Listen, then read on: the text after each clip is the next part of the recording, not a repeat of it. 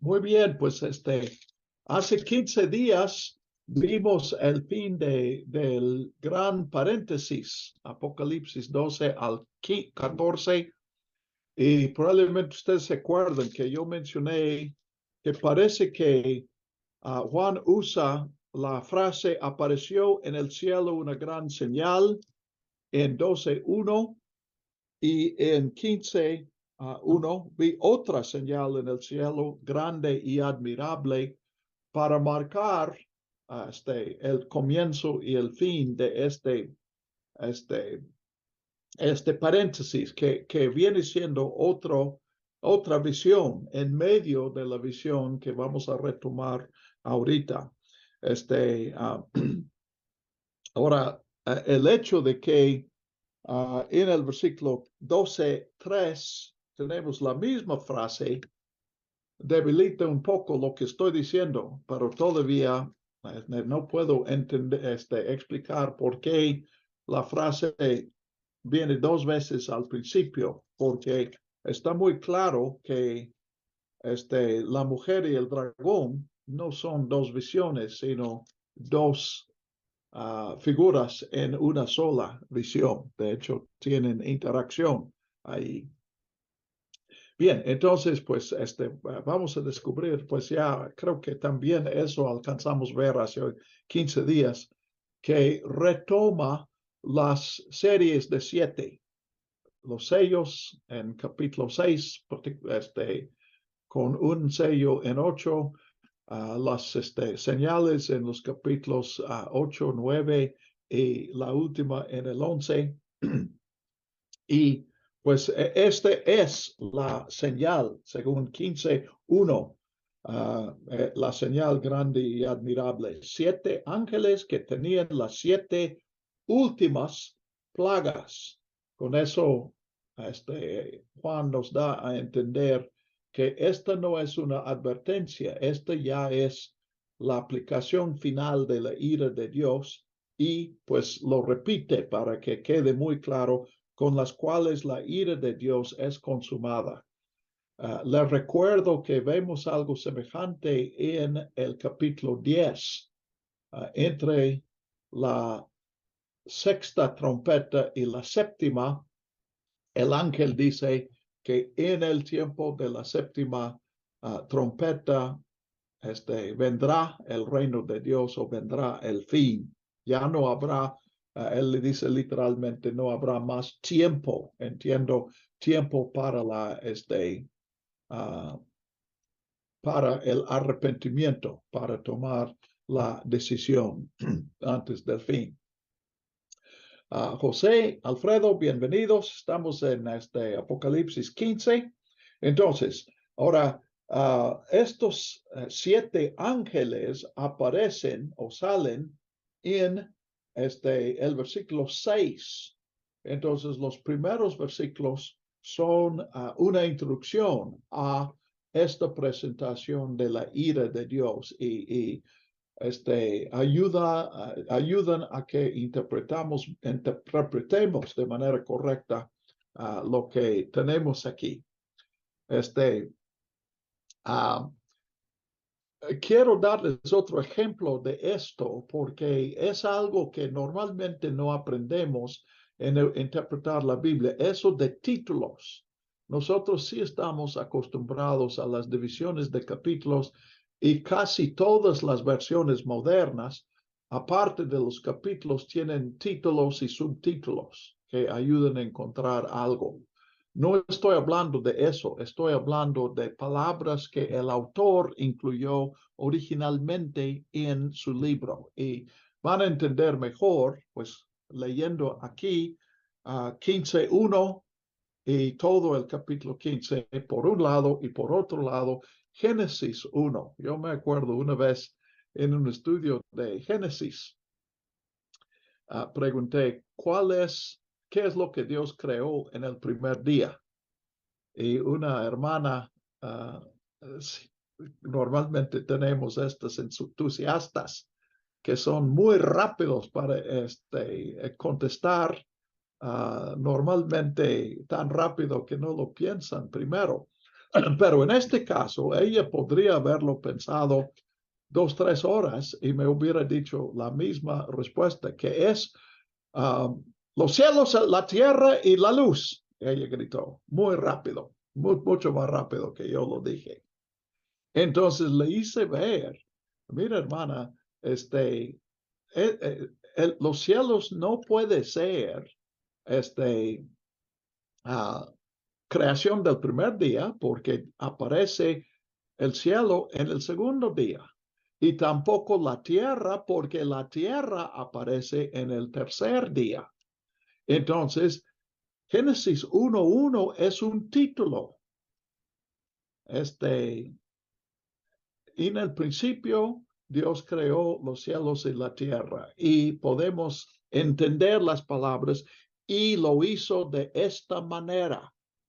Cuando comenzó la creación, versículo 2, las tinieblas, el gran océano, y luego en cada día Dios hace una creación. Entonces, aquí, volviendo a Apocalipsis 15, aquí está muy claro, porque el versículo 15:1 no puede ser anterior al versículo 15:6, porque los 7 ángeles que salen en el versículo 6, y salir es la palabra, el verbo que se usa allí, son los del versículo 1, ¿ok? Bueno, eso simplemente para entender más algunos libros de la Biblia. No todos los libros tienen este tipo de fenómeno que yo he llamado título, pero algunos sí, y es importante reconocer eso. Charlie, bienvenido. Entonces, de esta forma, antes, como preludio al juicio, tenemos esto. Vi algo como un mar de vidrio.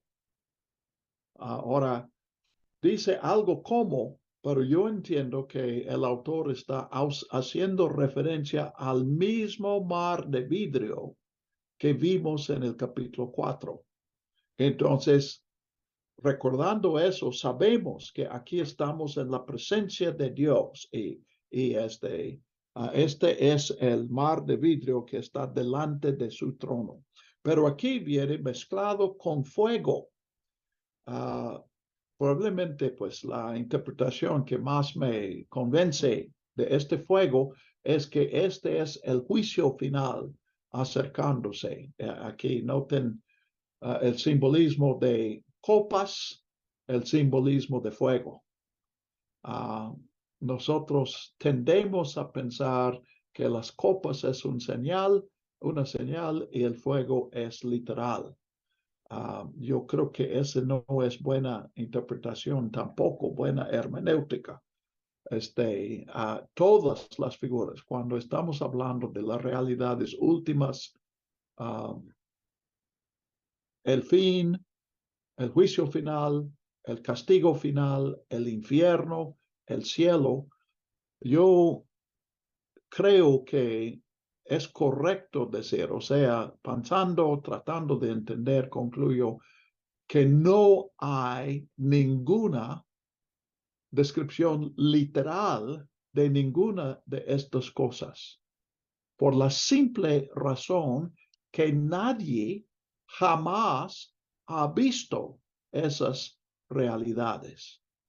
Ahora, si entiendes que la Biblia fue dictada por Dios, pues Dios sí conoce esas realidades.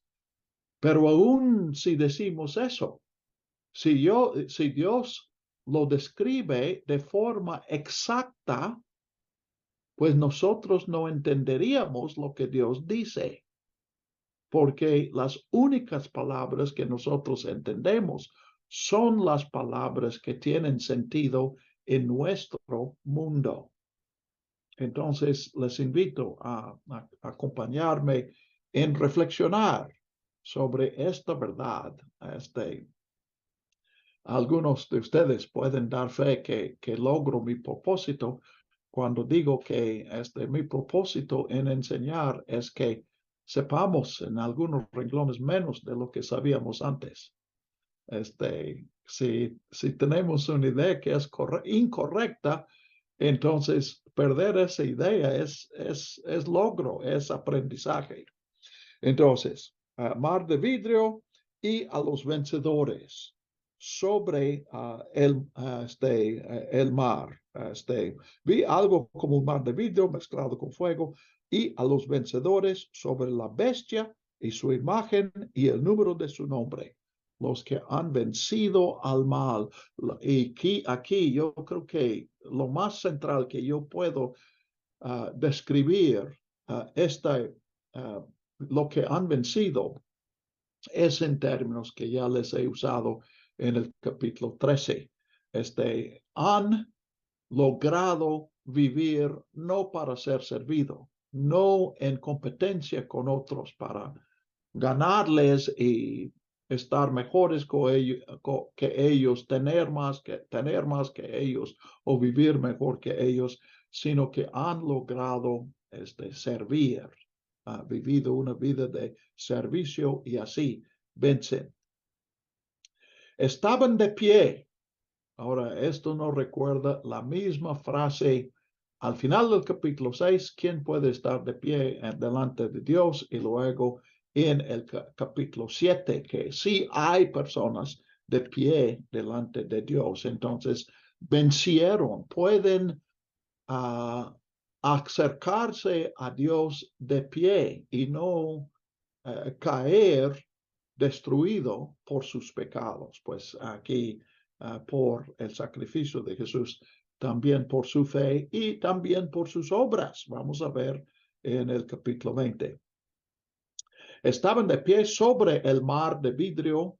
Aquí, si el mar de vidrio representa la trascendencia de Dios, la santidad de Dios. Cuando digo santidad de Dios, no me refiero a una calidad ética, aunque sí tiene una dimensión ética.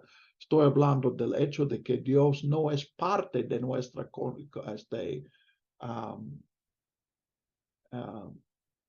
universo. No podemos estar más cerca de Dios porque subimos a una nave espacial y viajemos a varios millones de siglos. Eso no nos lleva más cerca de Dios. Dios es santo. Y lo primero que quiere decir Dios es santo es que Dios es, pues, iba a decir que Dios existe fuera del universo. Mejor, más allá, pero no es afuera en el sentido de que no esté presente, sino que realmente la mejor manera de describirlo es que el universo está dentro de Dios y no Dios dentro del universo. Estaban de pie sobre el mar de vidrio, ya han vencido a la maldad, han vencido a su propio pecado, han vencido a la distancia que nosotros mismos hemos creado entre nosotros y Dios por nuestra rebelión. Y tenían arpas de Dios, ya vimos las arpas en el capítulo 14, aquí otra vez el arpa representa música y la música es símbolo de adoración. Aquí el simbolismo de sinécdoque. Cuando hablamos de música como símbolo de adoración, es una parte por todo. Como nosotros, ¿qué sería un ejemplo? Decimos la espada. Y la espada representa la guerra o la batalla. Bueno, representa eso porque es parte de la batalla. Entonces, aquí, el arpa es parte de la adoración. Ahora, para nosotros es más metáfora porque yo espero sinceramente que cuando llegue al cielo no me den un arpa porque no me va a servir, solamente me va a frustrar y no podré adorar a Dios así. Entonces, pues, versículo 3, confirma este simbolismo porque dice, y cantan el cántico de Moisés. Saben que cántico de Moisés es una referencia bíblica. ¿Quién me puede decir qué es el cántico de Moisés? Porque Juan supone que nosotros conozcamos esa. ¿Alguien me puede decir? Estoy buscando una picuda o un picudo. Cantaré al Señor por siempre, su diestra es todo poder. Cantaré al Señor por siempre. Yo recuerdo dónde está la cita, pero la historia está en Deuteronomio o está en Números. ¿Dónde está? Éxodo. El cántico de Moisés. ¿Dónde Éxodo. está? Éxodo. Éxodo capítulo 15. Y sí, Dice Aldo que... Rolando, cuando comenzaste a cantar, yo pensé, no, no.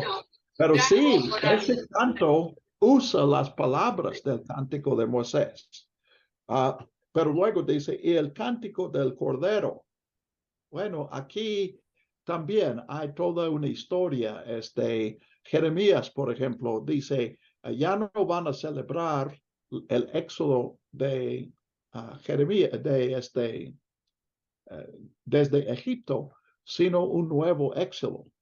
Y pues Jeremías está hablando del regreso de Judá y a Israel a su territorio después del exilio, pero en el Nuevo Testamento pues es aún otro y es aquí pues el pueblo de Jesús. Entonces, pues ese canto también podemos cantar, Rolando. Grandes y maravillosas son tus obras, Señor Dios Todopoderoso. Justos y verdaderos son tus caminos, Rey de naciones, Rey de naciones, Rey de naciones. Aleluya, amén, aleluya, amén. ¿Quién te temerá, Señor, y glorificará tu nombre? Amén. Pues solo tú eres santo, por lo cual todas las naciones vendrán y te adorarán, y te adorarán. Aleluya, amén. Aleluya. Aleluya, amén. Luego 14:7. Me da Dios y dadle gloria, porque sus juicios han llegado. Y adorad a aquel que hizo los cielos y la tierra, las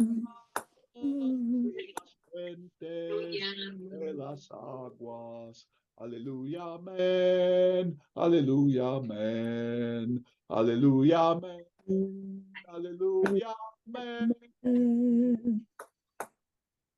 Amén. Cierto. Bravo, bien. No se animó Aldo a soltar la voz. Ahora, examinemos estas palabras.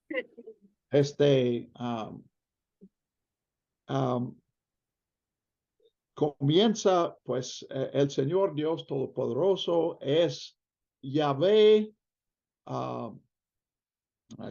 Sabaoth. Es el nombre pues Juan está escribiendo en griego, pero él está pensando en las palabras hebreas. Entonces, las obras de Dios, y vemos aquí que la obra es juicio. Pero noten, pues, dice, porque tus juicios han sido manifestados. Entonces, eso confirma lo que hemos observado, especialmente en las dos series, en los sellos y en las trompetas, que dentro de lo que dije en aquella ocasión es que dentro de la historia, Dios anticipa el juicio él da un anticipo, un adelanto parcial del juicio con el propósito de llamar a las personas al arrepentimiento, 9, 23 y 24, para que, pues, arrepentidos ya no sufran el juicio final. Ahora, digo que confirma eso, pero también dice algo más, porque aquí hemos visto con claridad, dice, últimas plagas, la ira de Dios es consumada. Entonces, este no es un anticipo del juicio, del castigo final, es el castigo final, es la copa de la ira de Dios, la consumación de la ira de Dios. Y Juan dice algo sorprendente, que todavía el propósito de Dios es llevar al arrepentimiento. Ahora, una teología, la que yo aprendí y probablemente ustedes también aprendieron, es que Dios nos da la oportunidad de arrepentirnos, pero cuando llegue el juicio final, ya se cierra esa puerta. ¿Y cuántas veces hemos escuchado el sermón y la exhortación? Mañana puede ser demasiado tarde. Pero aquí vemos algo distinto a eso. Todavía el propósito de Dios es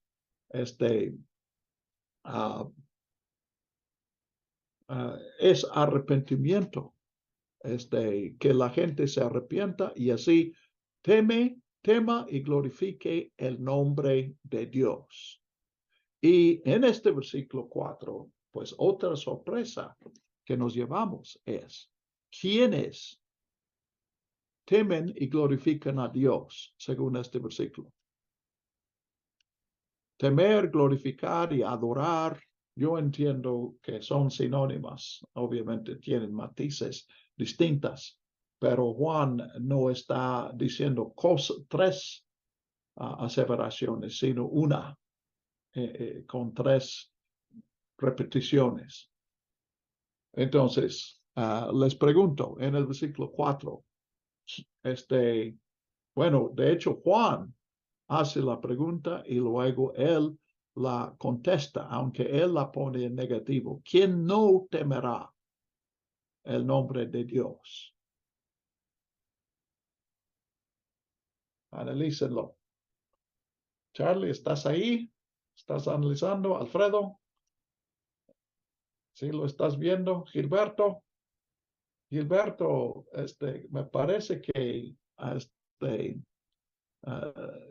ve las lecciones desnudo y solamente al final pone su cara y nos da la cara.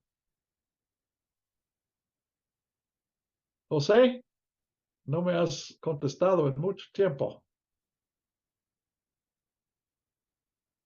¿Está ahí Amparo? ¿Quiénes glorifican a Dios? Otra vez, temer, glorificar y adorar a Dios. ¿Quiénes hacen eso en el versículo 4, 15:4? Quiero que ustedes lo vean antes de que yo lo diga.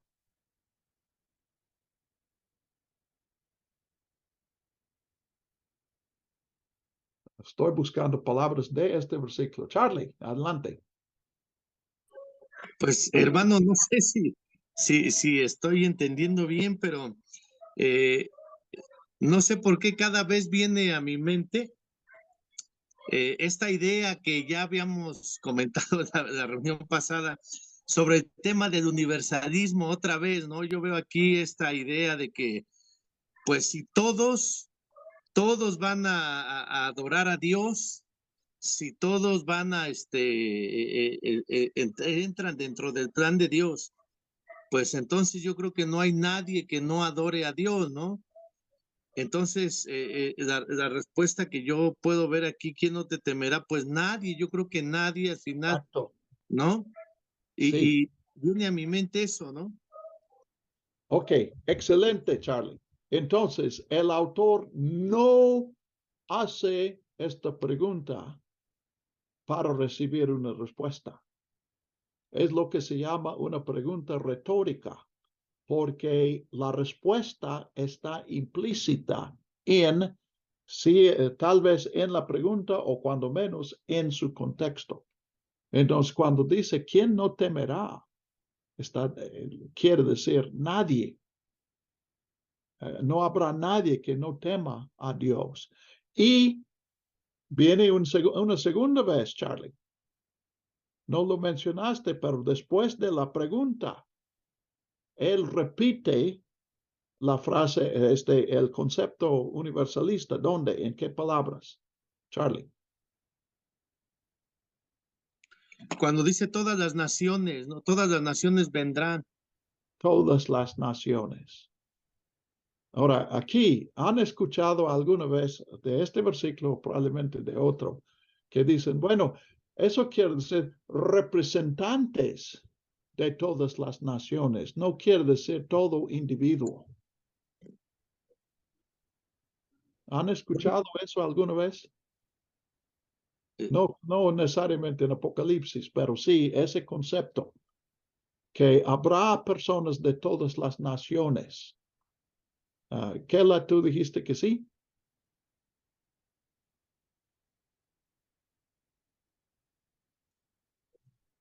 Charlie, Yo dije que sí porque de verdad lo he oído.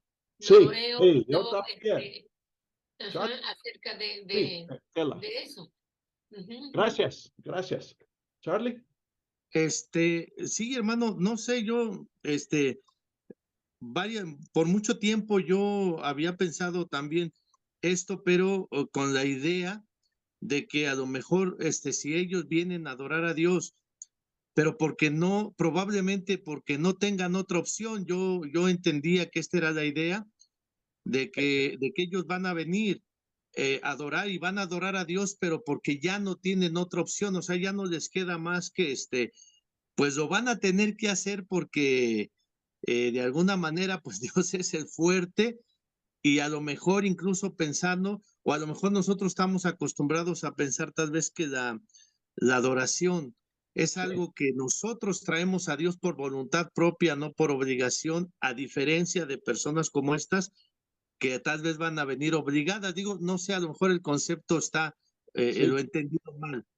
Bueno, entonces hay dos conceptos aquí y yo creo, pues, yo creo que las dos sí van de la mano. Son racionalizaciones y les voy a mostrar cómo. Si tú, vamos a decir que tienes varios hijos, 5 hijos, 6 hijos, y Dios te dice, voy a cuidar de que todos tus hijos tengan una vida completa. Y luego se te mueren 4. Bueno, se te mueren 2. Y los otros 4 viven 120 años. Bueno, vas a decir, Señor, pues se recompensa. Quitaste a 2 hijos, pero los otros duraron más de la medida. Entonces quedamos tablas. ¿Vas a decir eso? ¿O vas a sentir que Dios te defraudó?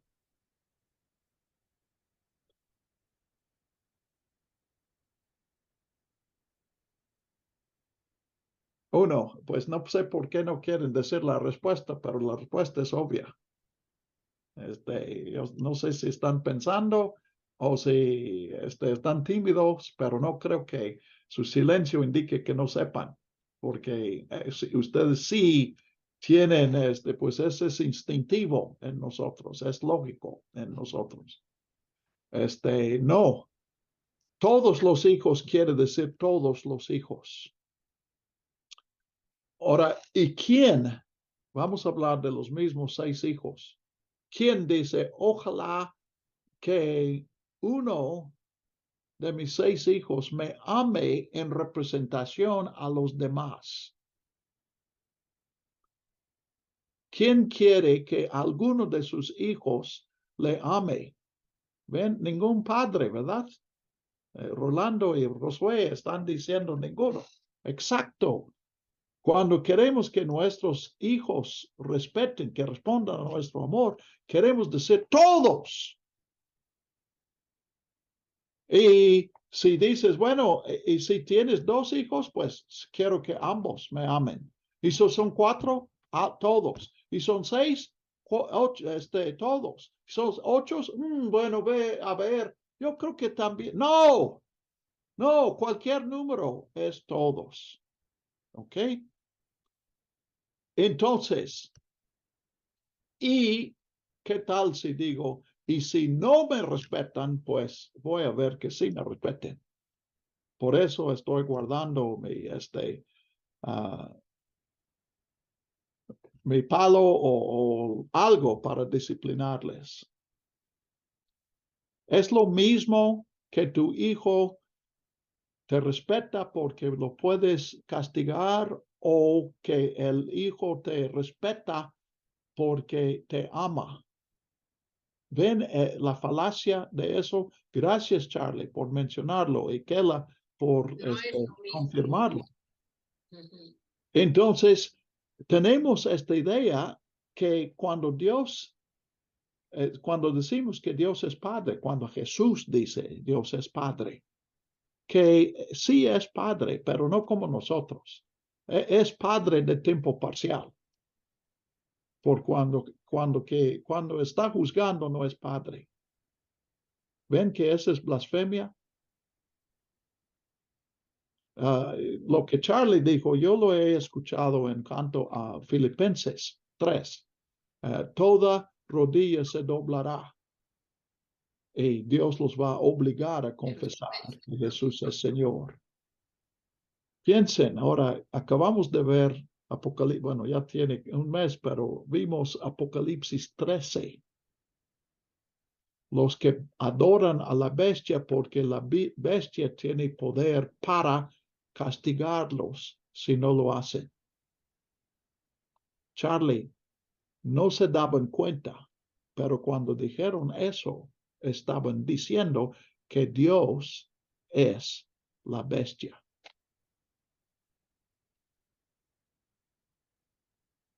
Si Dios obliga a una sola persona a adorarle aunque la persona no quiera, Dios es la bestia.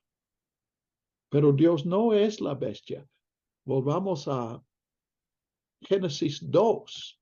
Dios nos da la opción de desobedecer para que la obediencia sea genuina.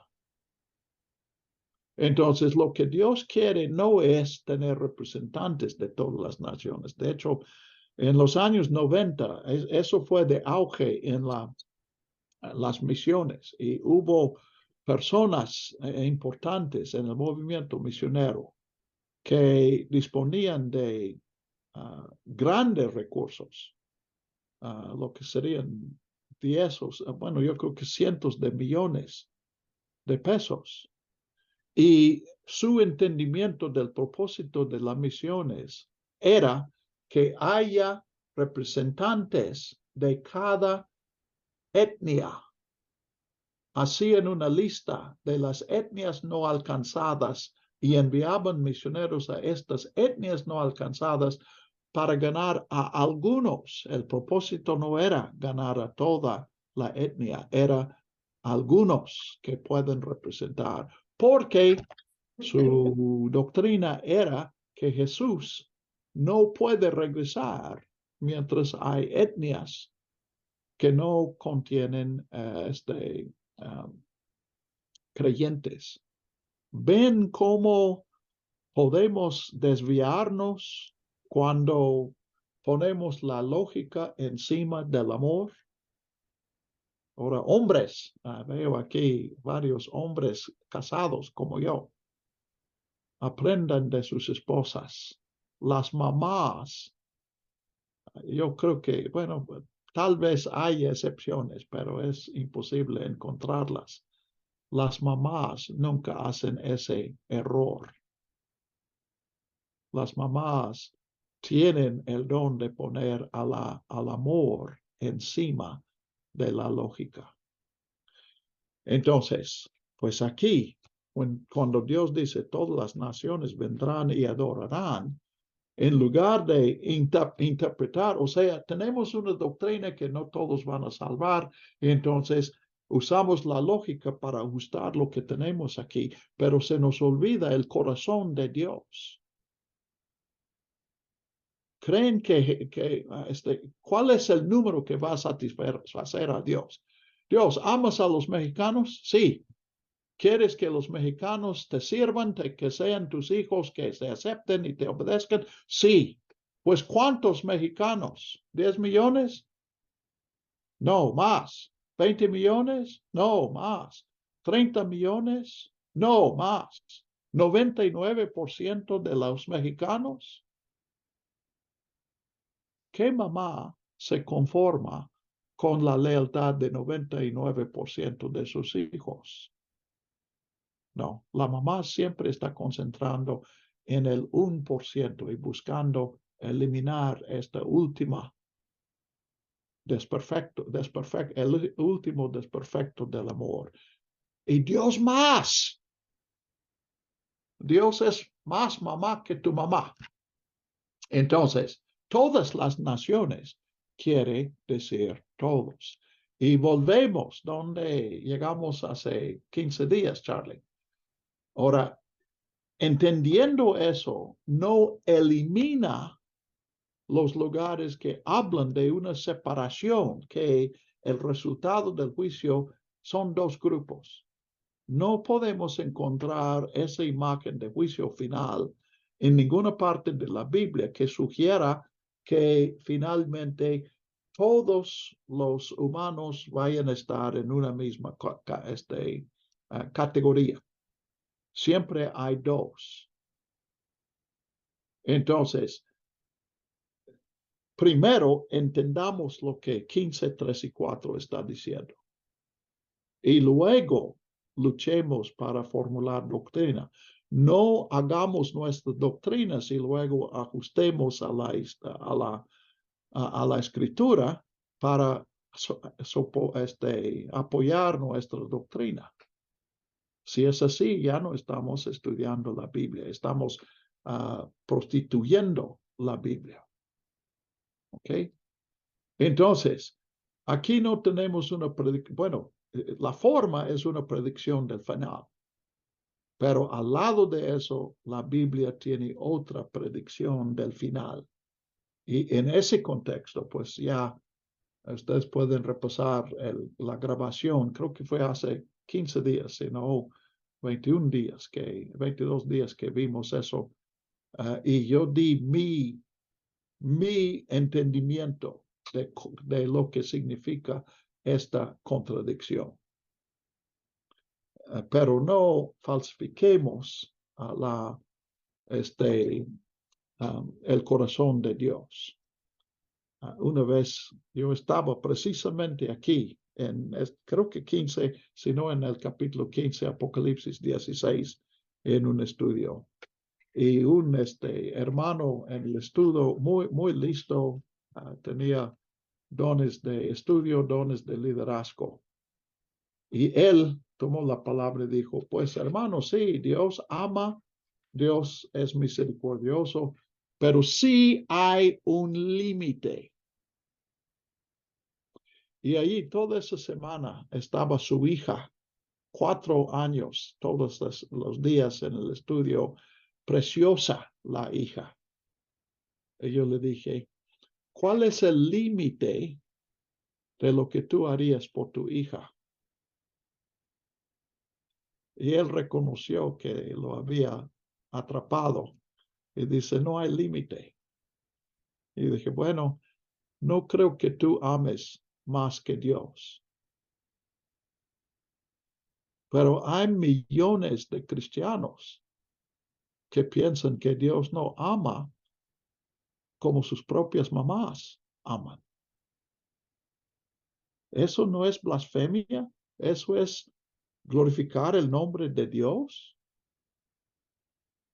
Bueno, les dejo eso.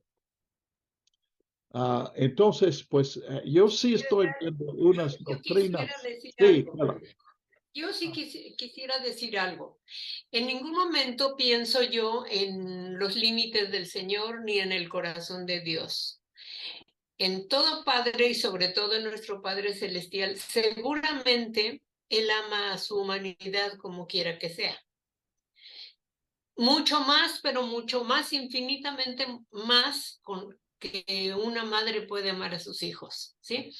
Ese amor es incomprensible. Yo no lo puedo entender.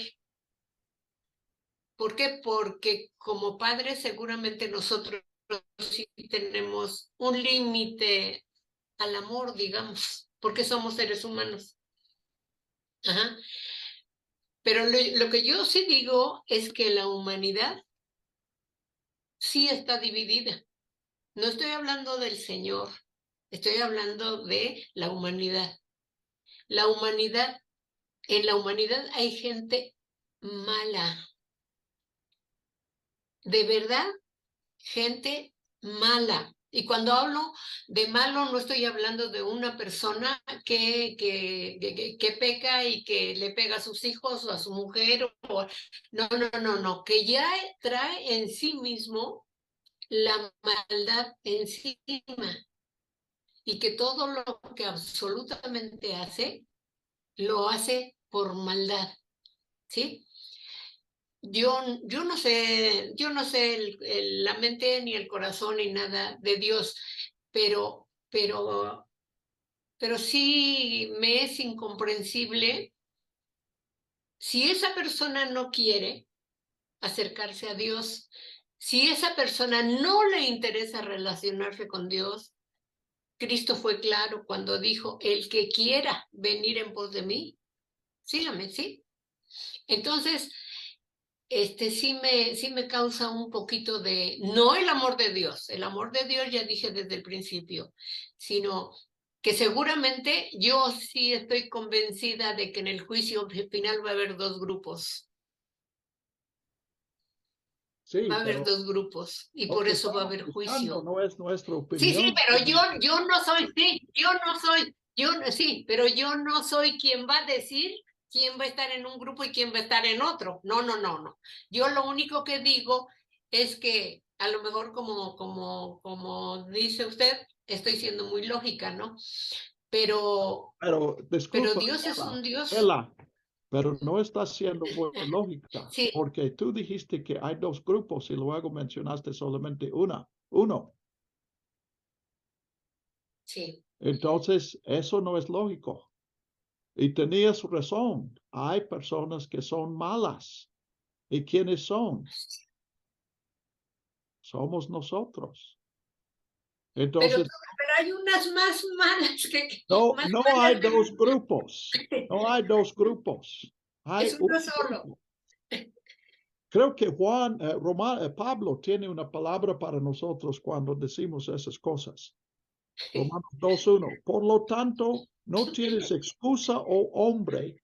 No importa quién seas tú que juzgas. No importa quién seas tú que juzgas. Porque en lo que juzgas a otro te condenas a ti mismo. Pues tú que juzgas haces lo mismo.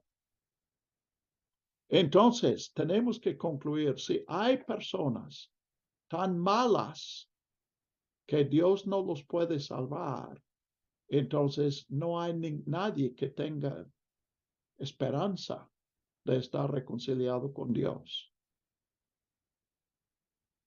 La humanidad es una. Todos pecaron, también dice Romanos. Entonces, ¿dónde está esa medida en la Biblia? ¿Dónde encuentras una pauta? O sea, los que tienen buenos corazones somos todos. Los que hemos desobedecido a Dios somos todos. Ahora, hay dos grupos hoy, eso sí es cierto.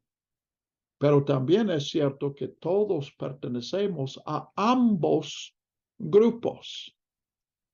Dios está obrando en mi corazón para reconciliarme consigo, entonces hay esperanza para mí. Pero mi egoísmo está obrando para destruir mi vida. Entonces, ¿dónde está el otro grupo? Kela, ¿ves otro grupo?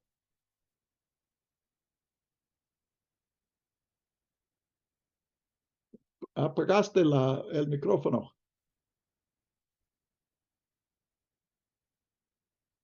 Opino que no hay otro grupo.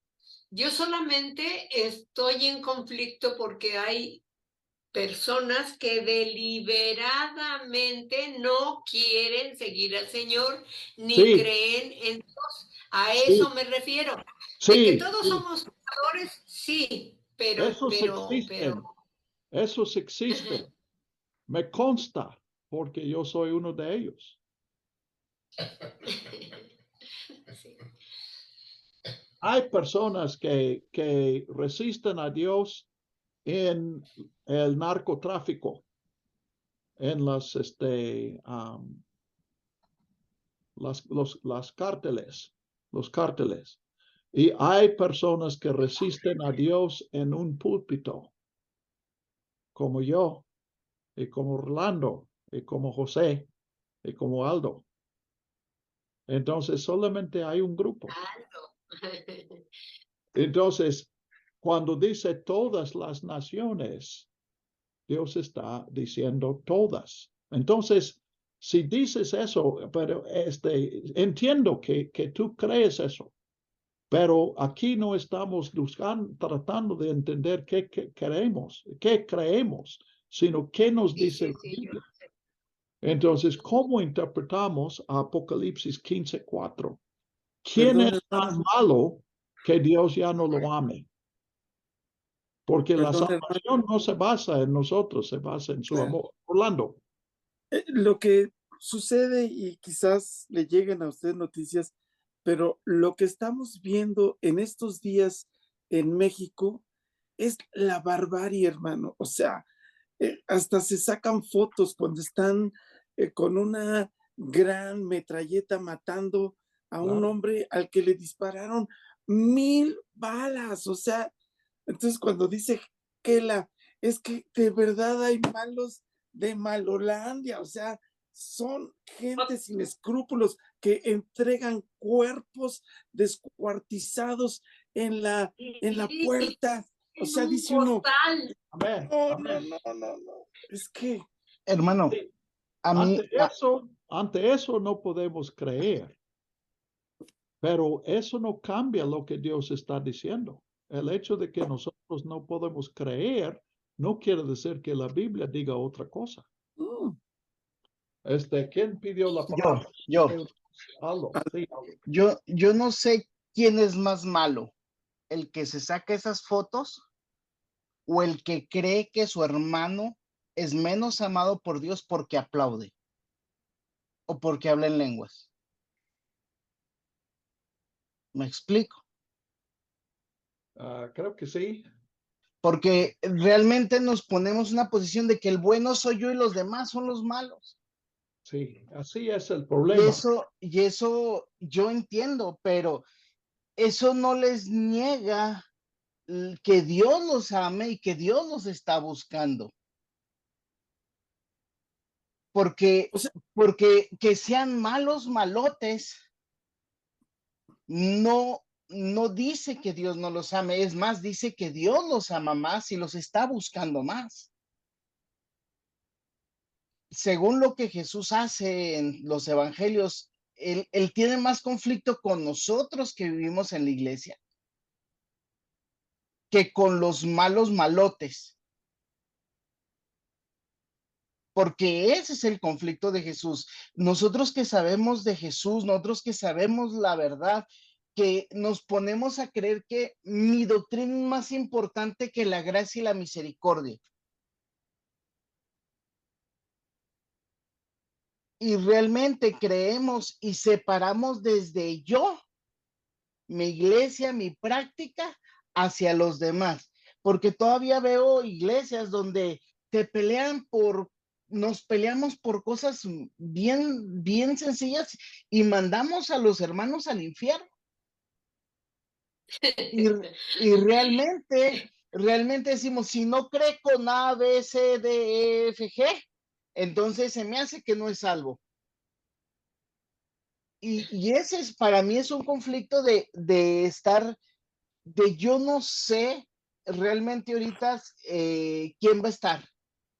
O sea, yo ruego que yo esté por lo que él me ha dicho y porque quiero creer en lo que él me pide. Y todavía le digo al Señor, ayuda a mi incredulidad. Porque de veras, o sea, la gente me pregunta, hermano, ¿y cómo le vamos a hacer? Y si hacemos esto, y si hacemos lo otro, y si hacemos aquello, sí vamos a estar, digo, hermanos, vamos a estar ahí por la gracia y la misericordia de Dios. Lo decía Jesús Adrián, si no, no, Dani, creo que sí, creo que Jesús Adrián dice, yo hubiera sido uno más. O sea, yo soy ese malo malote si no hubiera sido por la gracia del Señor. Y para mí eso me impacta en mi propia vida. Por su amor. Sí, y realmente me carga. Obviamente nos duele y nos puede esta gente que mata sin control. Sí me molesta a mí como ser humano consciente. Pero no puedo yo decir que no van a tener esa gracia del Señor porque el Señor los está buscando. Eso es lo que yo creo. O Yo lo no que trato dije, de creer. No, yo yo no no dije yo eso. no estoy acusando a nadie, pero es mi conflicto con los malos, ¿sí me explico? O sea, yo no estoy diciendo que ustedes lo dijeron, no. Es mi conflicto con los malos malotes y es mi posición de, pues yo no sé, ¿verdad? O sea, cada vez que estudio más y cada vez que profundizo más, digo, cada vez sé menos y cada vez entiendo que es la gracia del Señor que nos está buscando día con día. Eso es lo que yo creo, ¿ah? No sé. No es en contra de los hermanos ni de su opinión, no los quiero corregir. Pero sí realmente a mí me causa ese conflicto, ¿verdad? O sea, estoy en esa lucha de decir, ¿quién soy yo para decir? ¿Quién soy yo para creer?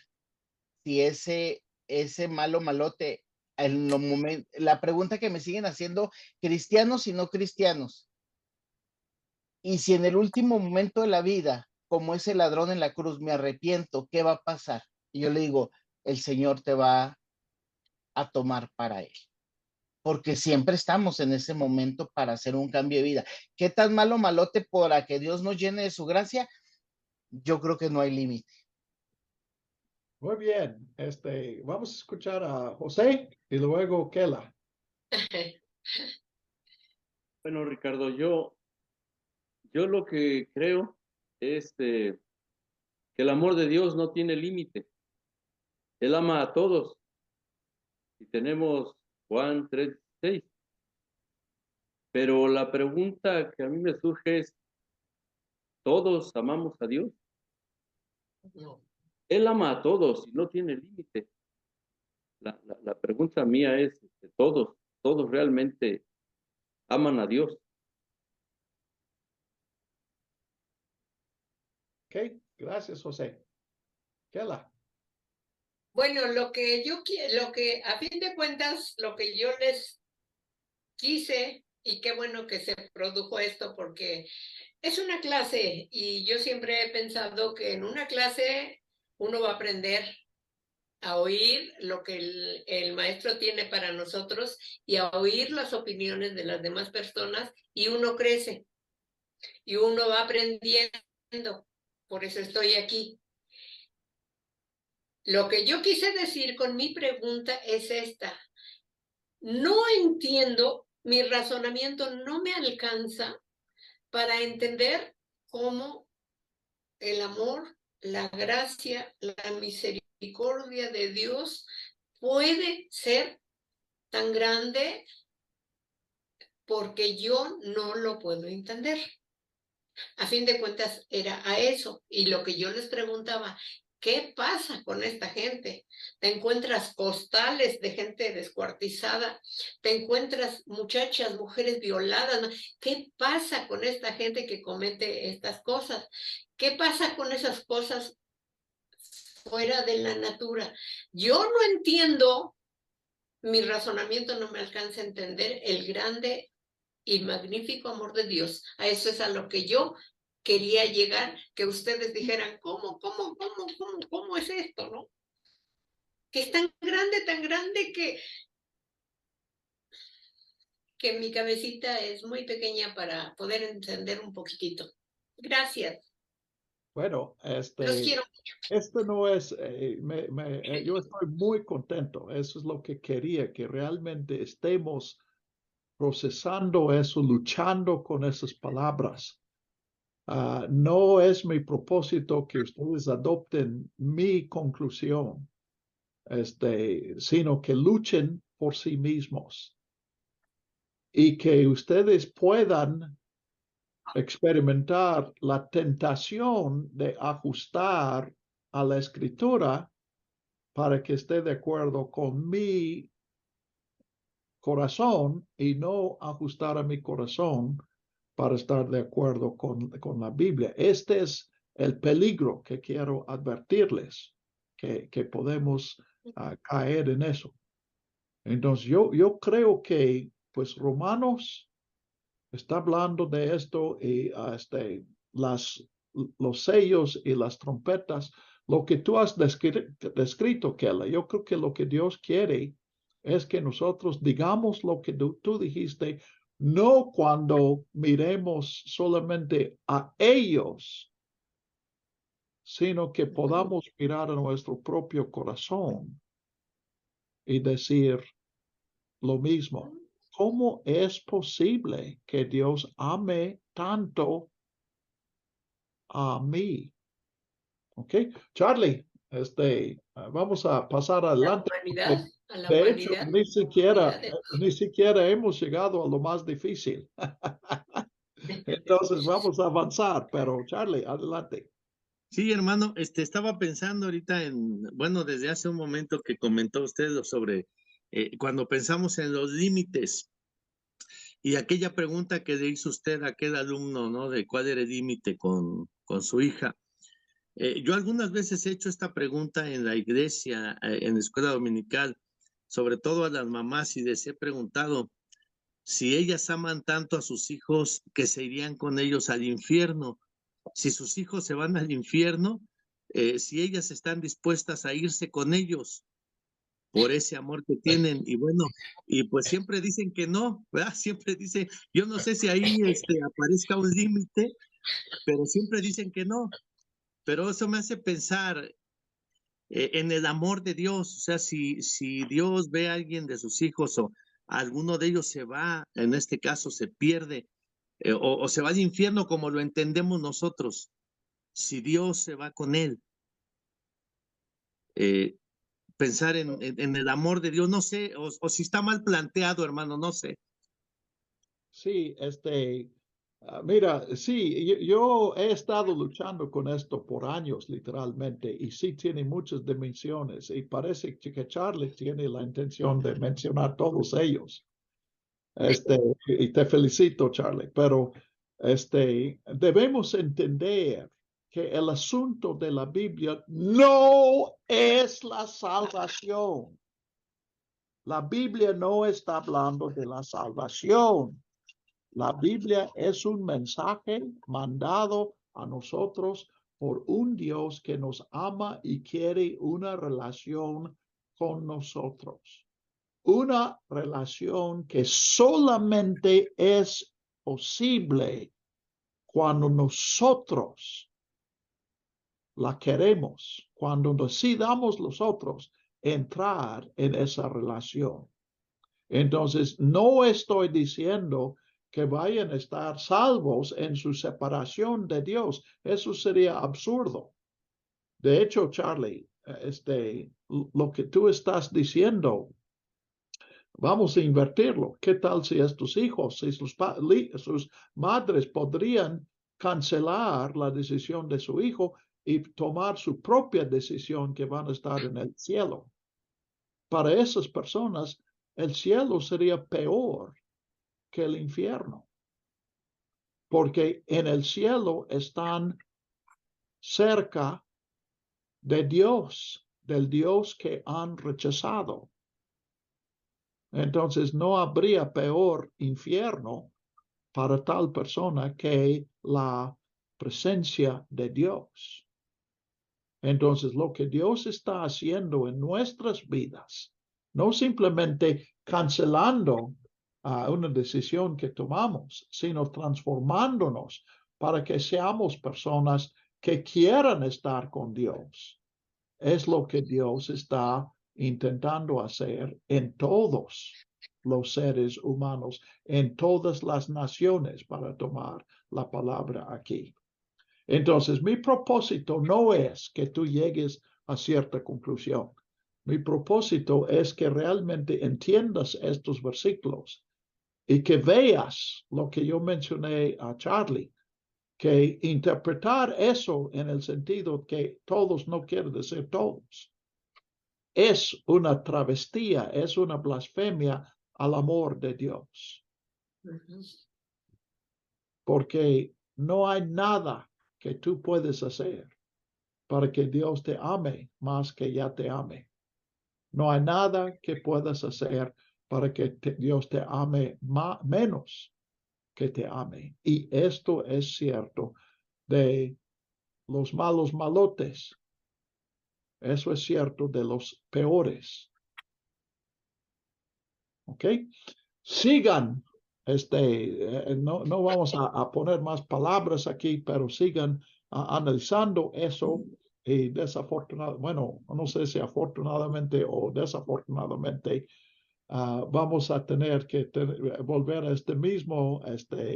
conversación cuando lleguemos a 16:9. Entonces, 15:5. Después de esto miré y el santuario del tabernáculo del testimonio fue abierto en el cielo.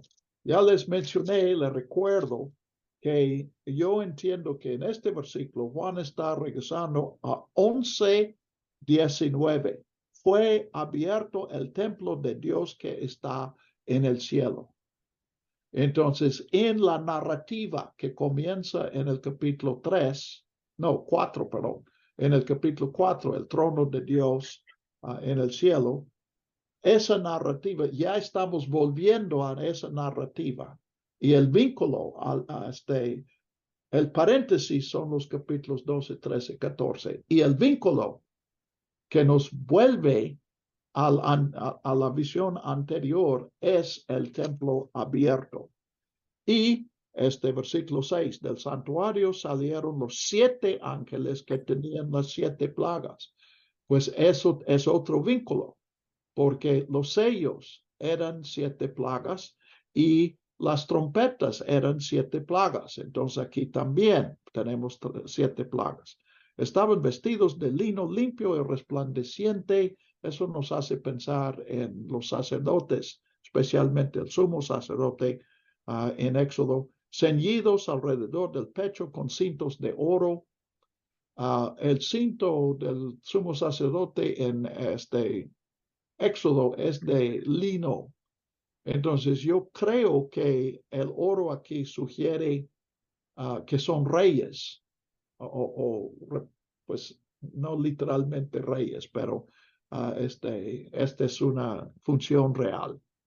Y uno de los 4 seres vivientes dio a los 7 ángeles 7 copas de oro llenas de la ira de Dios que vive por los siglos de los siglos. La ira que mencionamos en el versículo 1. El templo se llenó de humo por la gloria de Dios y por su poder, y nadie podía entrar en el templo hasta que fuesen consumadas las 7 plagas de los 7 ángeles. Yo he luchado con ¿qué significa este humo? Y creo que lo mejor es relacionarlo con la consagración del tabernáculo y posteriormente la consagración del templo. En ambos casos, el templo se llenó de humo. Entonces aquí, si interpretamos el tabernáculo y el templo como símbolos de que Dios ha puesto su tabernáculo entre nosotros, quiere vivir con nosotros, quiere ser nuestro Dios por nuestra invitación, pues aquí está el cumplimiento de eso. 16. Entonces oí una gran voz desde el templo que decía a los 7 ángeles: vayan y derramen las 7 copas de la ira de Dios sobre la tierra. Fue el primer ángel y derramó su copa sobre la tierra, y se produjo una llaga dolorosa y maligna sobre los hombres que tenían la marca de la bestia y los que adoraban a su imagen. ¿Se acuerdan? Quiero hacer un contraste aquí. En el primer sello, lo que vemos es la ambición humana que produce conflictos humanos, especialmente la guerra. La primera trompeta en el capítulo 8,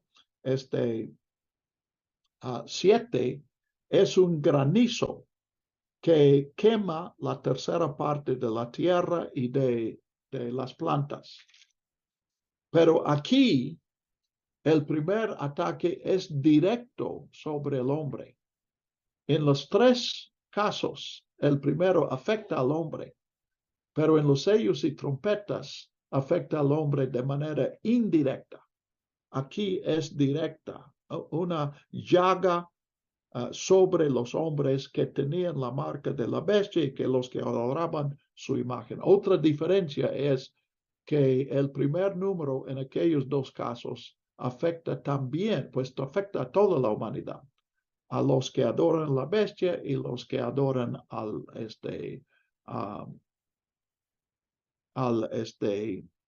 Cordero.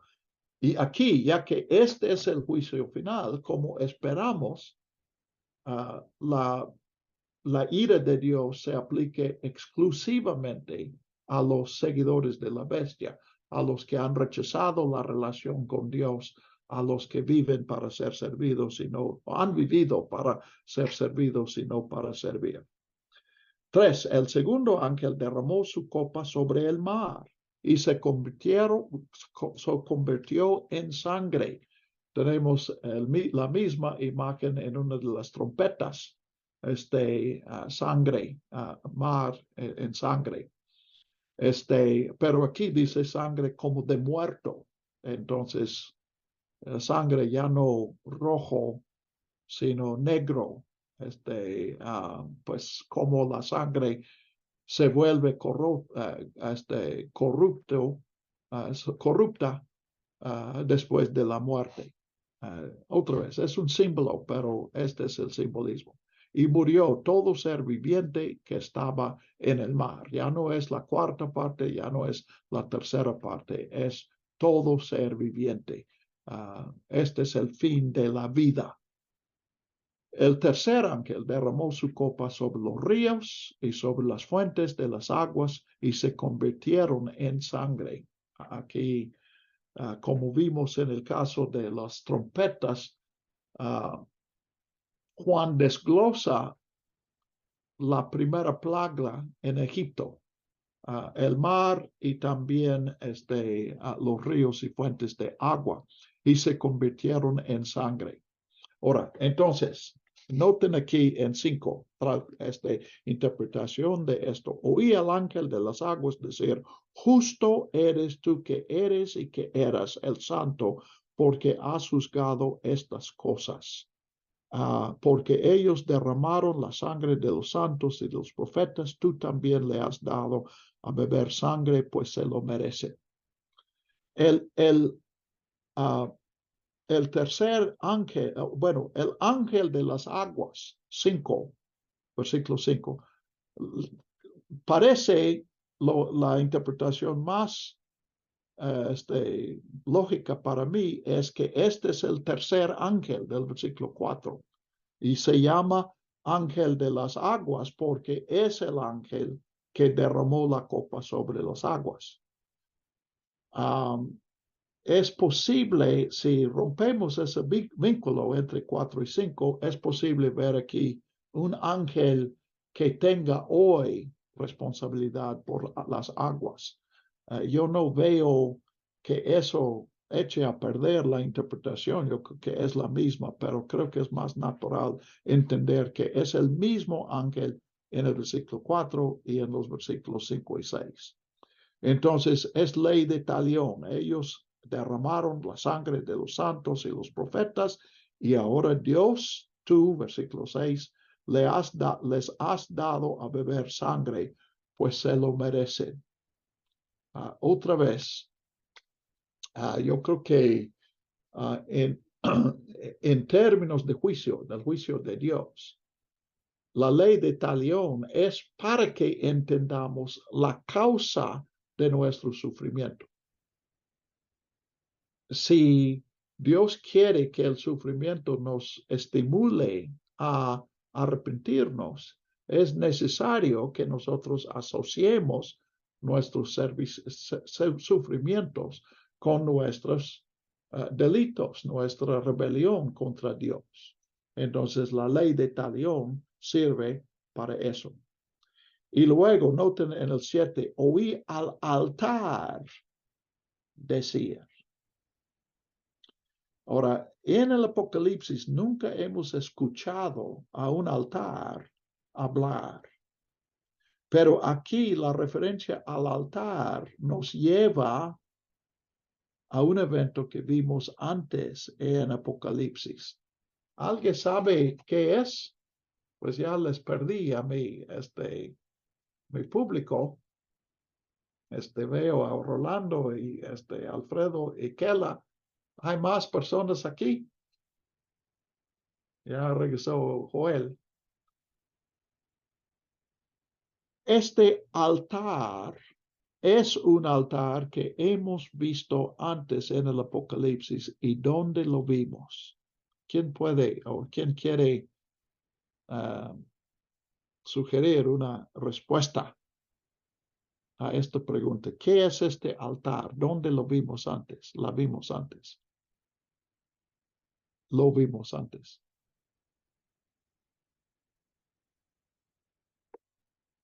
¿Lo saben? Capítulo 6, versículo 9. Cuando abrió el quinto sello, vi debajo del altar las almas de los que habían sido muertos a causa de la palabra de Dios y del testimonio que ellos tenían. Entonces, estos que representados aquí por el altar dicen, ciertamente, oh Señor Dios Todopoderoso, tus juicios son verdaderos y justos. Son los mismos que dijeron en 5:10, ¿hasta cuándo, oh Señor, oh soberano Señor santo y verdadero, no juzgas y vengas nuestra sangre sobre los que moran en la tierra? Ven en el capítulo 6, en las trompetas, ellos, pues porque aquí, no, en los sellos, perdón, porque estamos específicamente en el quinto sello y dice, ¿hasta cuándo, Señor, no nos vengas? Están cuestionando la justicia de Dios. Cuando menos están diciendo, nos parece tarde, nos parece que ya debías, no han descartado la esperanza que Dios va a actuar en justicia, pero no lo ha hecho todavía. Ahora, cuando, y aquí estamos en el la tercera copa, pero ahora, cuando ellos ven a los que los mataron bebiendo sangre, dicen, oh sí, Señor, ya has contestado nuestra pregunta. Ya vemos tu justicia. Es un asunto de teodicea, es la palabra técnica que usamos, que quiere teo, es Theos, Dios, y dicea es diki, es justicia, dikiosine o diki, y es justicia. Entonces se ve la justicia de Dios. Noten otra vez, esta es nuestra experiencia, que en la vida pues luchamos con la cuestión de la justicia de Dios. No la vemos. Decimos, pues cuando parece que nosotros, que ya es tiempo que Dios actúe, Dios no actúe. Pero en el final, aquí, pues esto está diciendo, vamos a entender. Cuando menos, tal vez no, eso nos quiere decir entender todas las razones. Pero aunque según nuestro calendario, Dios tardó mucho en actuar, vamos a darnos cuenta que Dios sí actuó en el tiempo que a él le parecía bueno. Entonces, Kela expresó personalmente con mucha elocuencia que cuando nosotros miramos este mundo, nuestra lógica no nos lleva a estas conclusiones que vemos en la Biblia.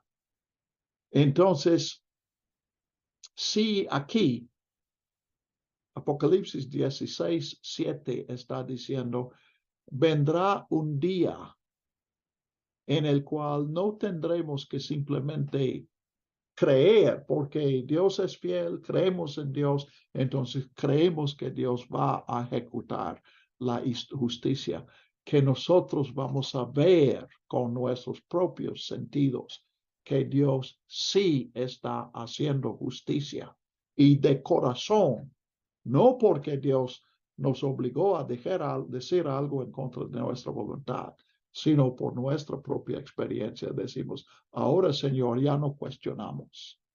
Vemos que eres justo. ¿Ok? Estoy apurando aquí porque quiero llegar a versículo 9. El cuarto ángel derramó su copa sobre el sol y le fue dado quemar los hombres con su fuego. Entonces, noten que tenemos aquí 16:12, primero tierra, luego mar, luego ríos y fuentes de agua, versículo 4, y ahora el sol. Entonces, es la misma creación como hemos visto tantas veces bajo estos cuatro pues, nombres, títulos. Entonces, derramó su copa sobre el sol y le fue dado quemar a los hombres con fuego. Entonces, pues vemos que la primera copa es una llaga, la cuarta es quemar. Aquí los símbolos están muy cercas. Es realmente una experiencia y no dos, pues una llaga pues se siente como fuego. Quemar a los hombres con fuego. Y los hombres fueron quemados con el intenso calor. Ahora, hago una pausa antes de terminar. Acuérdense aquí que los números 1 al 4 siempre es una unidad. En los sellos, los primeros 4 fueron la guerra producida por ambición humana y guerra que produce hambre y peste y aún muerte de animales. En las trompetas, pues las 4 afectaron a la naturaleza de la cual el hombre depende para vivir, para comida y otras cosas para vivir. Y aquí también, entonces digo eso porque 9b no es parte de la cuarta copa, sino esta es la respuesta a las 4 copas, los que fueron quemados. Entonces, estos los que son los que son afectados en cada uno de las 4, uno de los 4 copas. Entonces, ¿cómo responden? Y dice, blasfemaron el nombre de Dios que tiene autoridad sobre estas plagas. pero no se arrepintieron para darle gloria. Ahora, primero, veamos eso como una respuesta a aquella. Pues digo aquella solamente para organizar. Aquí no se trata de individuos, sino de ideas. Me refiero a la idea que ella expresó que probablemente todos tenemos. Pues aquí está la respuesta. La distinción no está entre los malos y los malotes, o los malos malotes.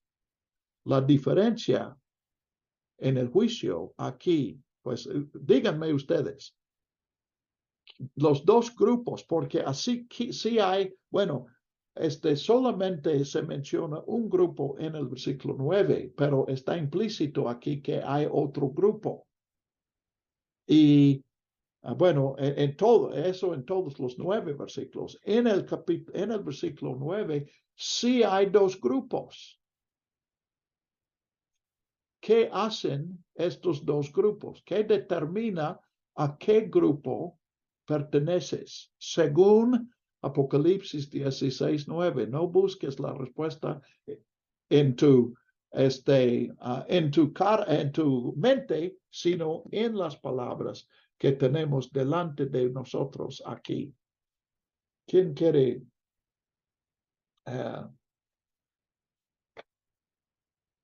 decirme? ¿No se arrepintieron? Bueno, ese es uno.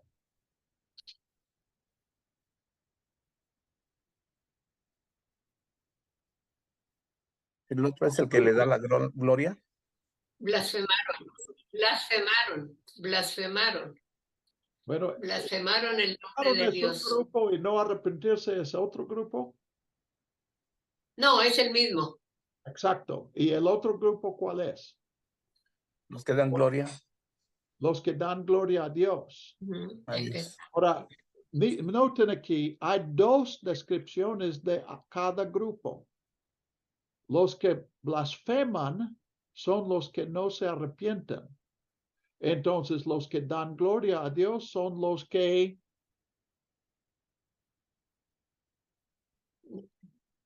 Los arrepentidos, arrepentidos. Entonces, la diferencia es arrepentimiento. Y Dios no quiere que los buenos se arrepientan.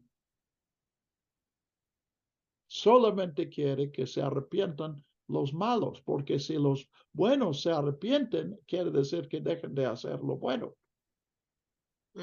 Pero el punto es que no hay quienes no hacen lo bueno. Entonces, la diferencia es arrepentimiento. Pero aquí, pues, está claro, noten aquí, estamos hablando otra vez de un estilo de vida. Y tenemos dos opciones a través de todo Apocalipsis. Hay dos opciones. En Génesis 2 hay dos opciones. El hombre puede comer o no comer, puede obedecer o no obedecer. Entonces, obedecer es dar gloria a Dios y desobedecer es blasfemar a Dios. En el Apocalipsis tenemos los seguidores de la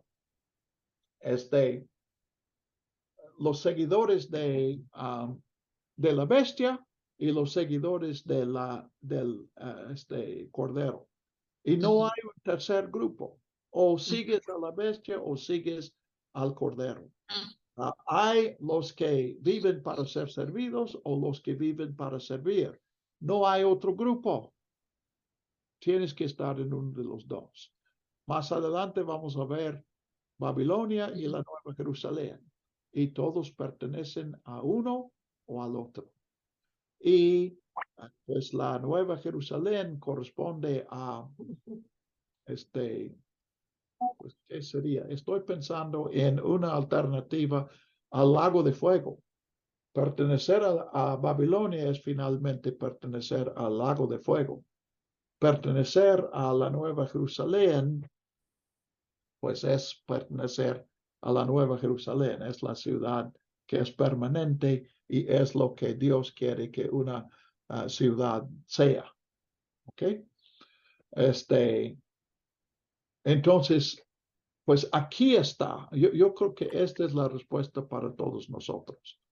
Luchamos con eso. Mi opinión es que no podemos tener una opinión acerca del último día. Que vemos una diferencia hoy, sí, hoy vemos una diferencia. Pero después del juicio de Dios, concluir que finalmente va a ser solamente un grupo es ponernos en lugar de Dios y pensar yo soy el juez en lugar de Dios es el juez. Ahora, decir que va a haber dos grupos es lo mismo, es ponerme en el lugar del juez. Y esta es la modificación que yo he sentido necesaria en mi vida, pues ya estoy respondiendo a el diálogo que tuvimos. El error no se trata de cuál de estas opciones escojas, lo que se ha votado el universalismo o creer que va a haber dos grupos, que va a haber algunos en el infierno y otros en el cielo. Ninguna de estas opiniones es la correcta. La correcta es que Dios es el juez y solamente podemos saber cuántos grupos habrá después de que Dios haya juzgado. Entonces, los que defienden el universalismo están afirmando que Dios no es Dios. Y los que rechazan el universalismo están diciendo que Dios no es Dios. ¿Ok? Entonces, Dios ha reservado eso. Entonces, pues aquí también, esa es una lección, otra en este versículo. Aquí yo creo que tenemos la mayor diferencia entre lo que llamamos cielo y lo que llamamos infierno. Nunca se llama cielo aquí, en Apocalipsis ni en la Biblia. Pero yo creo que gran parte, pues yo creo que todo el sufrimiento en el infierno o el lago de fuego, Gehenna, lo que quieras llamarle, viene de blasfemar el nombre de Dios. Cuando Dios creó el infierno, no creó un lugar de tormentos. Dios creó un lugar en el cual podían existir los que no querían estar con Dios. Y llega a ser un lugar figurativamente de fuego, figurativamente de tinieblas, un lugar de tormentos, un lugar de sufrimientos por las acciones de los inquilinos. Y esta es una verdad que yo creo que podemos aplicar a este mundo también. Los sufrimientos, las calamidades en la naturaleza, en la vida, en la salud, todas estas son resultados de nuestra rebelión con Dios, no son creaciones de Dios. Probablemente son corrupciones de creaciones de Dios, pero Dios no los creó como malo. A lo mejor ustedes sepan, pues ese es algo de ciencia que no es de conocimiento general, pero bacterias y virus que son fatales para el hombre pueden existir en otro ambiente y no hacer ningún daño. Inclusive algunos hacen algo saludable. Hay bacterias que son necesarias para la vida, pero en concentración mala o en el lugar incorrecto producen muerte. Entonces, aquí yo creo que está diciendo eso. Aquí no es Dios condenando a ellos, son ellos condenándose a sí mismos. No es Dios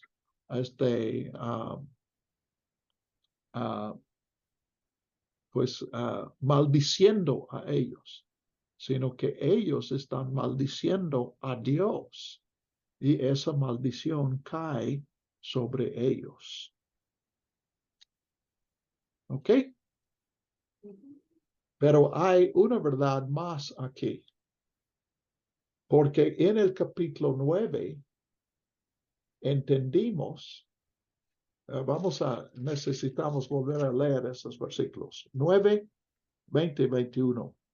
Los demás hombres que no fueron muertos con estas plagas, ni aún así se arrepintieron de las obras de sus manos. Y describe idolatría, y en el versículo 21 tampoco se arrepintieron de sus homicidios y una serie de agresiones contra sus semejantes, contra hombres. Entonces, cuando llegamos a 9, 20 y 21, concluimos que ese negativo revela que el propósito de los sellos y las trompetas, de los males que existen en la historia del hombre, que estos males Dios los permite para llevar al hombre, estimular al hombre al arrepentimiento. Lo que Dios busca es arrepentimiento. Si eso es correcto en 9, 20 y 21, tiene que ser correcto también en 16, 9 y 11, porque verán que se repite la frase no se arrepintieron en el versículo 11. Entonces, ya regresar, como les dije, tenemos que regresar a nuestra conversación. Este es el juicio final. Este es el infierno, lo que llamamos infierno, resumido en una copa.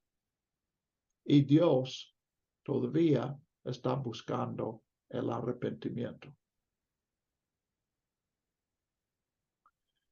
Entonces, yo concluyo aquí que no podemos decir que el arrepentimiento es posible solamente antes de que una persona muera. Otra vez, hemos puesto un sistema, hemos suplido lo que la Escritura nos dice con nuestra lógica y proclamamos, si no te arrepientes antes del día final, no puedes arrepentir después. Y aquí, pues no nos damos cuenta que estamos contradiciendo lo que la Biblia dice. Ahora, aquí también yo practico una sana y santa agnosticismo, sano y santo agnosticismo. Pues para mí es sano y santo, tal vez no para ti. No estoy diciendo que uno puede arrepentirse después de la muerte. Estoy diciendo que no hay nada en la Biblia que diga que no pueden. ¿Ok? Ujú. Ahora, Dios, ¿qué dice Dios? Si le preguntáramos, pues uno puede arrepentirse después de muerto o tiene que arrepentirse antes de la muerte. Yo creo que Dios nos respondería en términos del Salmo 25, que se cita en Hebreos capítulos 3 y 4. Y Dios respondería, lo que quiero es que tú, noten, pregunto, un hombre puede Y Dios dice, lo que quiero es que tú, no algún hombre, sino tú, que tú te arrepientas hoy. Hoy es lo que Hebreos encuentra como un versículo, como una palabra clave en el Salmo 95. Hoy, Dios no nos llama a arrepentirnos después de la muerte, tampoco antes de la muerte, sino hoy. Entonces, en todo eso, yo no estoy negando los pasajes que apoyan la interpretación tradicional. Lo que estoy diciendo es que eso no es todo lo que la Biblia dice. Entonces, si tomamos todo lo que la Biblia dice, pues una cosa que aprendemos es que hay cosas que no podemos saber. Y cuando nosotros, pues ya voy a cambiar porque, bueno, es en el mismo campo, pero otro.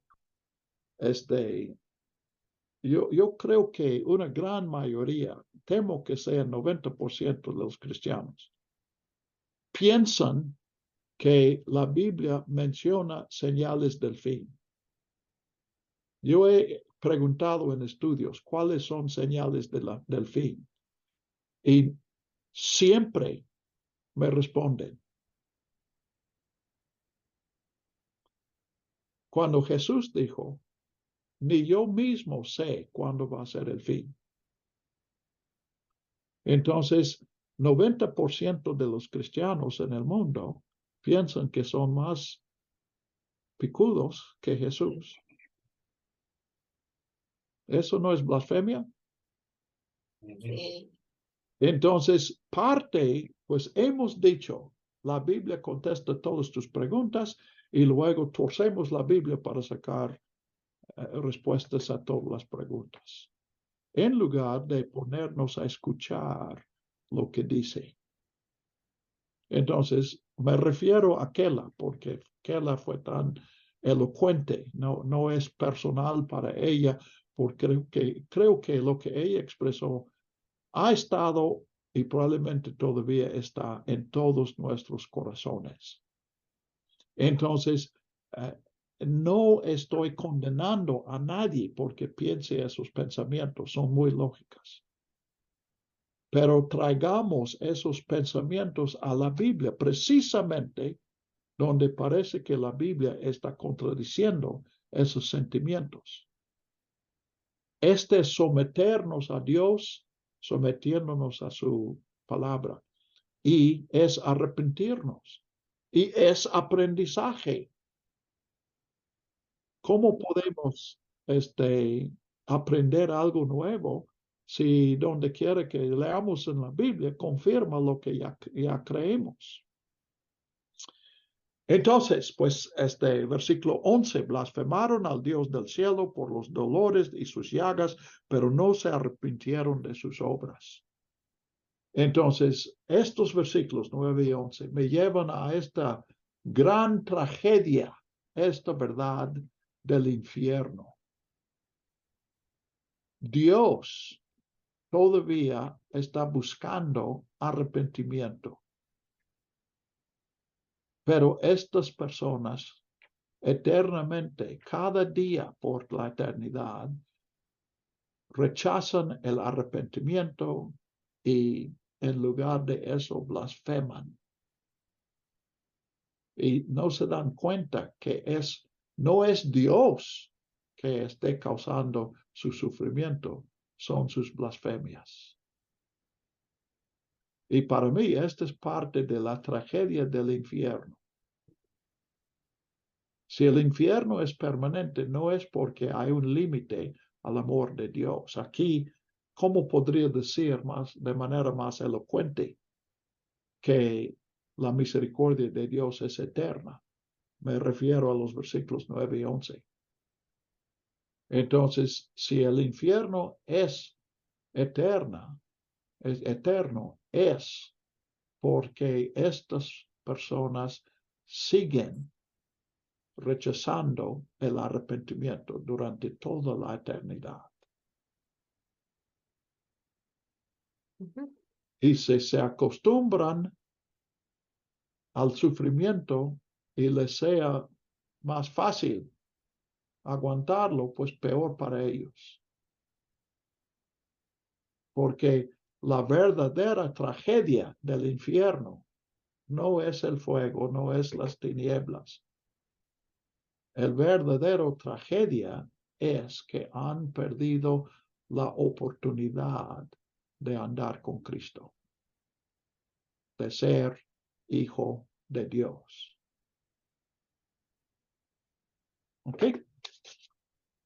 Pues, otra vez, les devuelvo la palabra.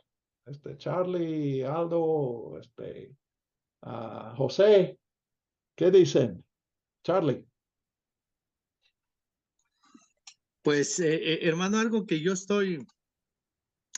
veo aquí que tenemos un problema, me vino a la mente con el tema de nuestro evangelismo, porque algo que se dijo aquí, veo dos ideas aquí que son centrales en nuestra forma de evangelizar. Una de ellas, desde luego, pues es el infierno, que es lo que nosotros usamos para tratar de persuadir a la gente que se acerque a Cristo, ¿no? Y la otra parte también es la urgencia que también manejamos, porque es otro de los términos que he oído, que se maneja mucho el tema de la urgencia, y la urgencia radica en el hecho de que la gente puede morir sin Cristo. Entonces, cuando nosotros vemos que una persona muere sin Cristo, automáticamente la estamos condenando. Cuando usted acaba ahorita de mencionar, pues que solamente Dios sabe si hay oportunidad para ella después de la muerte, no es algo que nosotros no sabemos.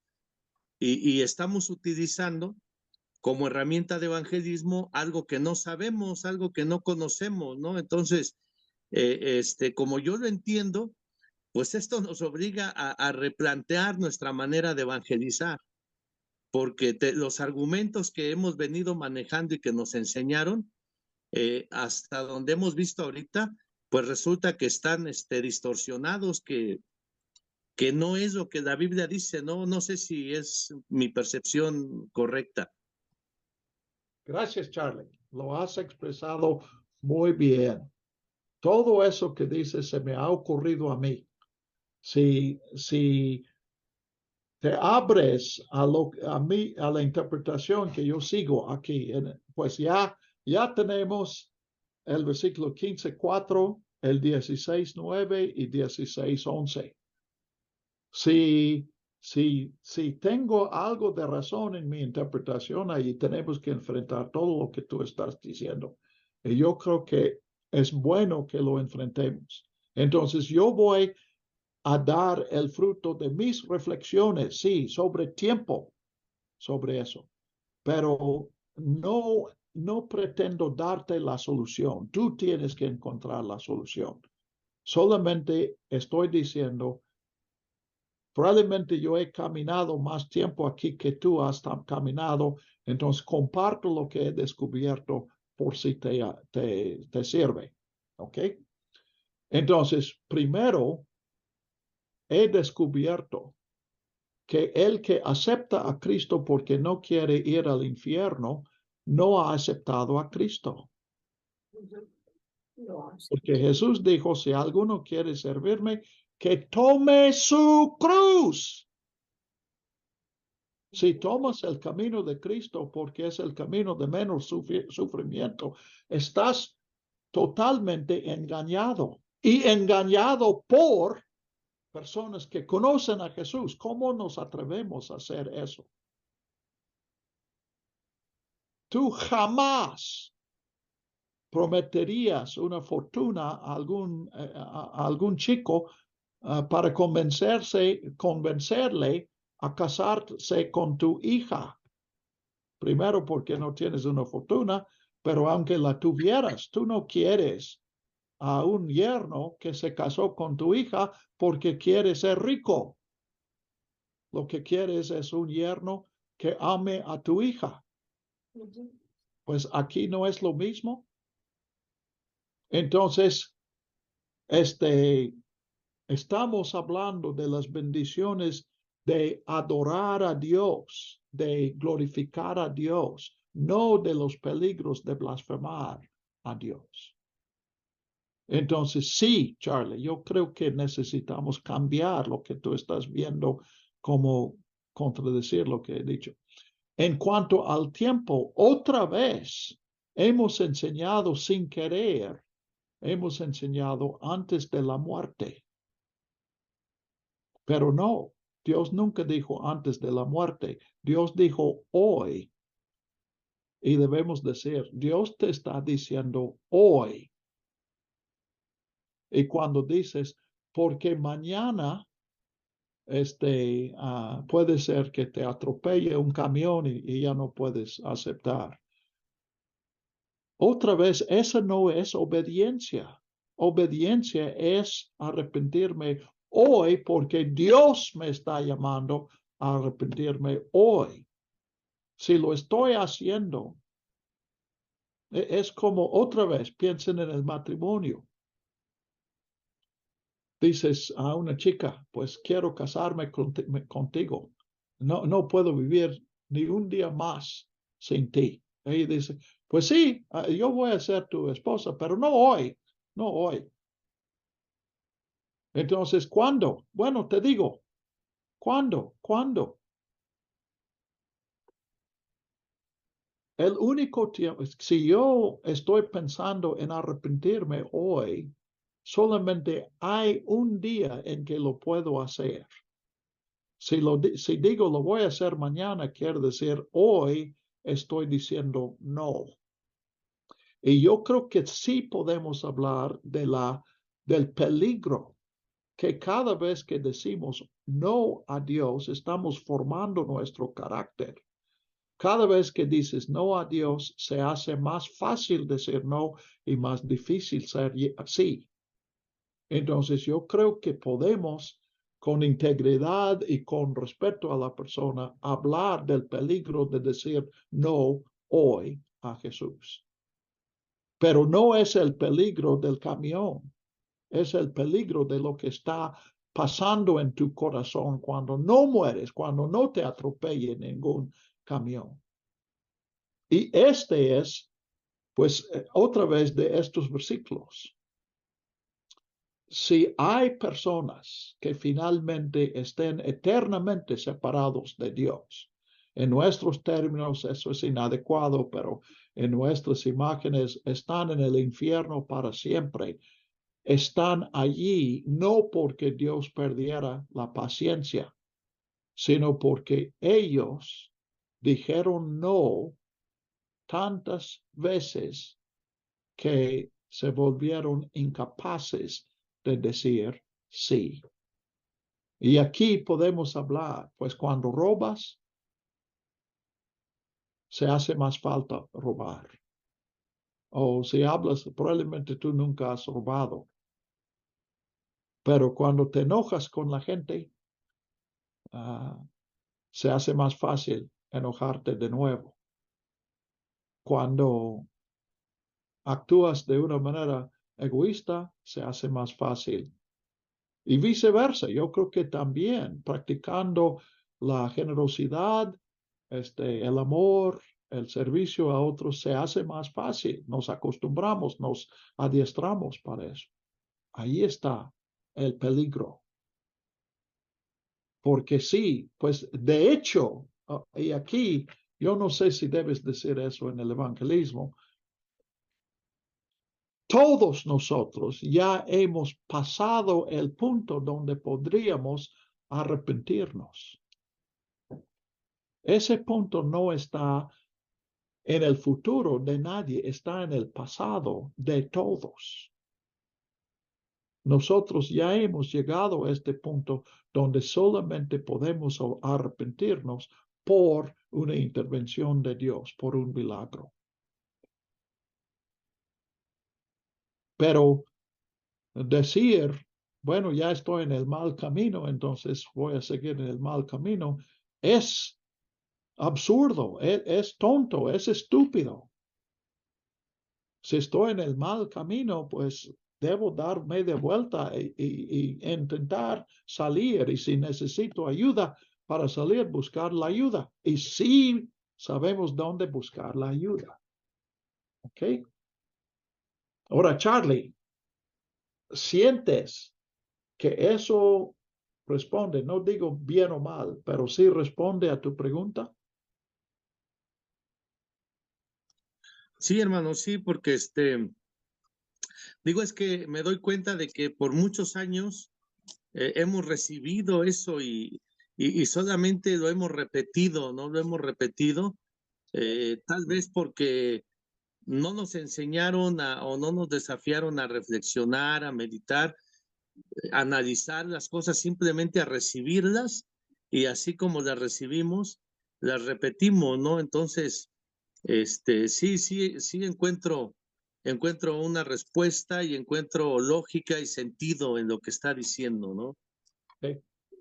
Otra vez, yo creo que el asunto que estamos viendo aquí es importante, pero más importante es que tú aprendas a hacer eso con todo lo que te han enseñado y con todo lo que la Biblia dice, porque este no es el único lugar donde vas a descubrir que se puede mejorar lo que venimos diciendo. ¿Ok? Muy bien, ¿alguien más? José. Es que yo creo que nadie podemos mandar a nadie al infierno, porque el mismo Dios no manda a nadie al infierno. Yo creo que los que van al infierno es porque deciden ir al infierno. Y creo que hasta ahí está presente la misericordia de Dios, el amor de Dios, porque Él incluso en su amor creó un lugar para que vayan los que no quieren ir con Él. Porque ¿a dónde van a ir los que no quieren ir con Él? Entonces él mismo diseñó ese lugar para que ahí vayan los que no quieren estar con Él. Y eso también habla del amor de Él. La creación del infierno habla del amor de Él. Y Él no manda a nadie al infierno. Él no quiere que nadie vaya al infierno. Creo que los que deciden ir al infierno somos nosotros mismos. Yo también. Entonces, volvemos pues Kela y Aldo hablaron de los malotes, los malos malotes o no sé, los más malos. Allí está lo malo del infierno. Esas son las personas que van a estar allí. Entonces, yo creo que sí es válido hacer la pregunta a nosotros mismos y aún con respeto y con cuidado ayudar a otro a enfrentar esa pregunta. ¿Quieres pasar la eternidad con ellos o quieres pasar la eternidad con Jesús? Sin embargo, yo creo que esa decisión no la podemos hacer hoy. Y sí, suena como herejía y probablemente la es. Pero lo único que podemos decidir es qué vamos a hacer hoy. El que decide nuestro destino eterno sí es Dios. Ya estoy contradiciendo a José, pero no es porque no esté de acuerdo con él. Pero la decisión que yo hago es la decisión de hoy. En el matrimonio descubrimos ese día en que declaré mi amor y prometí ser esposo para toda la vida. Ese fue importante. Pero probablemente aún más importante es la decisión que yo tomo hoy, si voy a vivir según esos votos o si ya voy a volver al egoísmo. Entonces, la decisión que tomamos en nuestra vida no es la decisión acerca de nuestro destino eterno. Es la decisión que voy a hacer hoy. Pero como he mencionado, la decisión que tomo hoy me capacita para una de dos decisiones cuando yo estoy en ese momento de decidir, ¿voy al infierno o voy bueno, mejor dicho, voy a separarme de Dios o voy a acercarme a Dios? Me refiero en el momento de la muerte, en el momento del juicio final.